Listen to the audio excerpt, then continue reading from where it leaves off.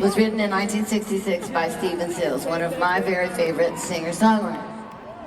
And in 1966, I know you just won't even believe this, but in 1966, I was graduating from high school. I was 18. You're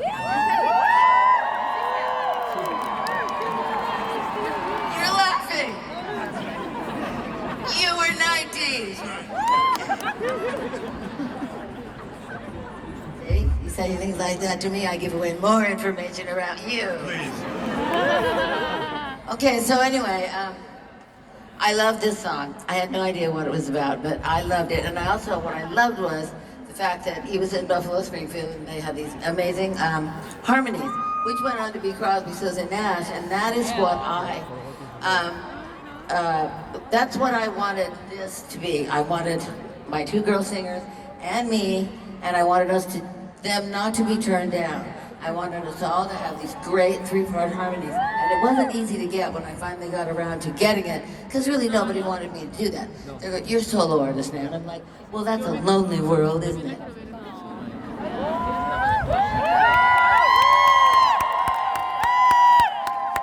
So anyway, I decided in all my 18-year-old arrogance that I would record this song someday. And I did, 2 years ago. And I love it, and so I love it so much for a lot of reasons. First of all, okay, I know, there's so many layers to this story, I have to be careful here, I have to go down the right road here. Otherwise, it's like an hour story. So this song was not a political song. You might have thought it was, whatever generation you're from, you might have thought it was, because certainly, well, I didn't really know and I didn't really care, so it's like I just liked it. So anyway, this song wasn't. And I was to come to know that this song actually was about a party on Sunset Strip, and if you haven't been there, you should go there now. The Sunset Strip in Los Angeles, at Beverly Hills, and it's fabulous. Shopping is great, people are nice, but in this day and age, in 1966, it was really the hippies world. And had I lived there, would have definitely been there, but I was in San Francisco. So, I know, so that was good too. So anyway, they had a party and the police came and said, you need to go home. And they said, like, why? And the police said, because we said so. And they're like, oh, well, that's not gonna make us go home. So anyway, it did make them go home because I think they did go home. They're not there now anyway. So Stephen Stills went home and was so inspired by this ridiculous thing that happened that he wrote this song. So when I started hearing hearing it again like 2 years ago, I started to go like, you know what? I'm going to record this song and I'm going to do it on stage too. And the reason I'm going to do it is, even though it wasn't political, I'm going to tell people that it is now. We've turned it into, thank you very much.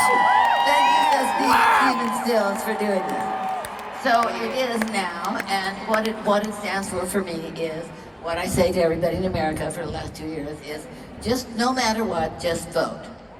That's all. Doesn't matter who. Just use your God-given right to go and vote. And the funny thing for me was, through all those years until I was like 70, I never voted. And why? Because I was busy. I was, having a fitting. I was having my floor-length, fabulous hair done. I was making up new poems. I was just busy, and that is so stupid because you could always fit in a 15-minute drop-off at a voting place. So remember that. Don't be me. Don't be me. Vote. For what it's worth. For what it's worth. Vote.